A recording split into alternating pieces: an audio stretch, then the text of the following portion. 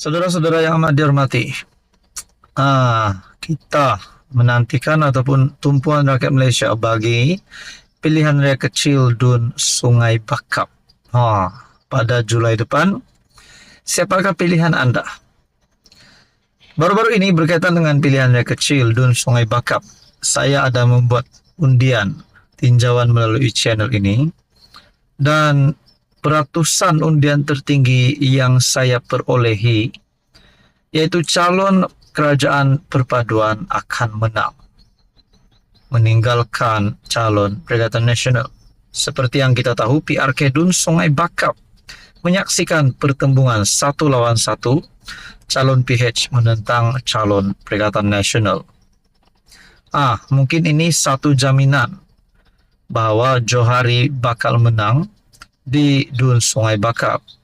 Melalui artikel daripada Malaysia Kini bertarikh 30 Jun, saya kongsikan kepada anda, Johari tawar manifesto padu untuk Sungai Bakap.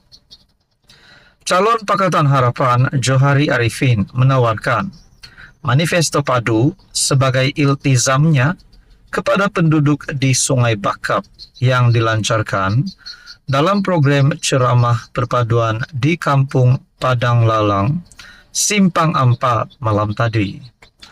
Turut hadir Timbalan Presiden PKR Rafizi Ramli, Naib Presiden PKR Nurul Izzah Anwar, Setiausaha Agung PKR Saifuddin Nasution Ismail, dan Ketua Menteri Pulau Pinang Chow Kon Yeow. Johari yang juga bekas pengarah Institut Amiduddin Baki Cawangan Utara menonjolkan akronim PADU, yaitu P mewakili prasarana dan progresif, E untuk akhlak, akademik, dan anak muda, manakala D merujuk kepada damai, dan U membawa maksud untuk semua.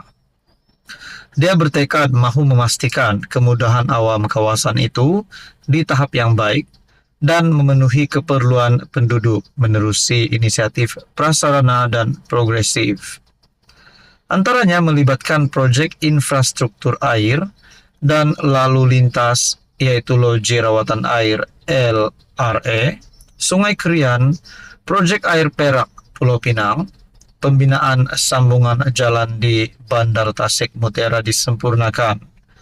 Selain itu, calon pilihan PHBN mahu fasiliti wad bersalin dan rawatan pakar geriatrik di Hospital Sungai Bakap untuk ibu mengandung dan warga emas, serta menjadikan kawasan itu sebagai pusat pengeluaran produk mikro halal. Johari juga berazam meningkatkan penyertaan usahawan wanita dalam amanah ikhtiar Malaysia dan mewujudkan pusat aktivis warga emas. Bagi inisiatif akhlak akademik dan anak-anak muda, pemegang ijazah sarjana kedokteran PhD itu mahu meningkatkan akhlak dan kecemerlangan akademik anak muda menerusi tuition rakyat secara percuma bagi SPM dan mengembangkan program seperti sains, matematik, kejuruteraan dan teknologi STEM, latihan teknikal dan vocational Malaysia TVET, dan program kecerdasan buatan AI menerusi pusat sebaran maklumat nasional NADI dan digital Penang.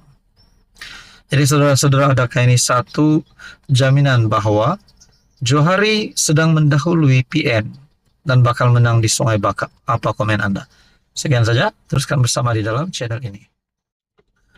Saudara-saudara yang amat dihormati, tuan-tuan dan puan-puan, terima kasih kerana bersama di dalam channel ini.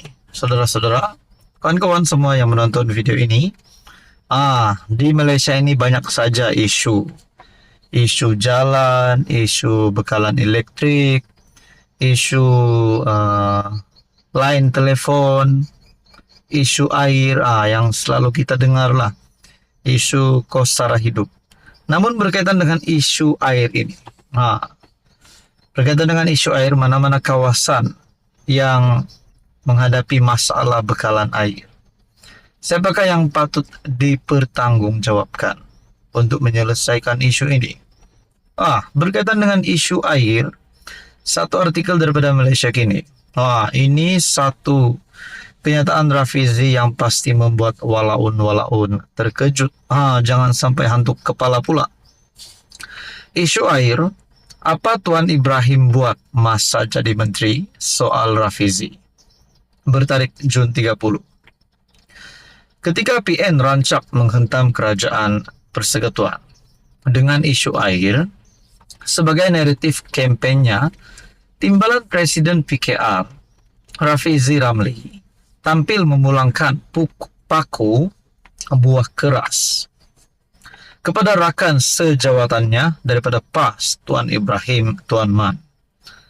Menteri Ekonomi itu membalas serangan pembangkang berkaitan isu bekalan air di Sungai Bakap dengan mempersoalkan mengapa timbalan Presiden PAS itu mengabaikan masalah itu ketika menjadi Menteri Air dan alam sekitar ketika PN mentadbir negara selama 33 bulan.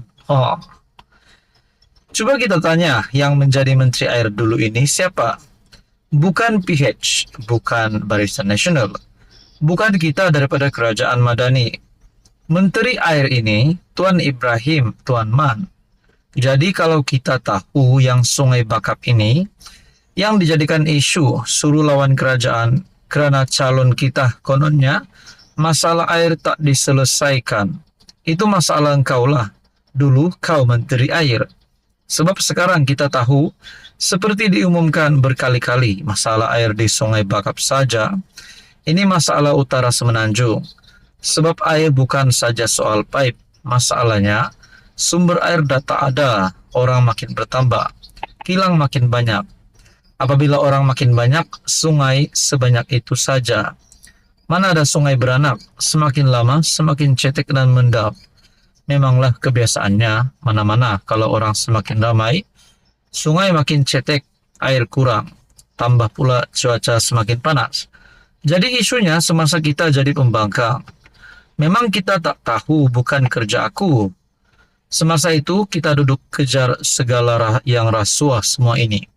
Yang bertanggung jawab merancang dan yang ada maklumat adalah Tuan Ibrahim Tuan Man. Kamu tahu bahwa Pulau Pinang tak cukup sumber air. Kamu tahu Perak Utara tak cukup sumber air. Kamu ada kuasa apa kamu buat semasa jadi Menteri Air? Soalnya ketika berceramah di kampung Padang Lalang Simpang 4. Jadi saudara-saudara, ini pasti satu kenyataan padu Rafizi yang mengejutkan Perikatan Nasional, terutamanya Tuan Ibrahim. Nah, jadi saudara-saudara, adakah ini akan sedikit sebanyak menjejaskan image Tuan Ibrahim di dalam politik Malaysia ataupun di dalam parti beliau sendiri, yaitu Parti PAS dan Perikatan Nasional? Jadi saudara-saudara, apa komen Anda berkaitan dengan isu ini? Sila komen di bawah.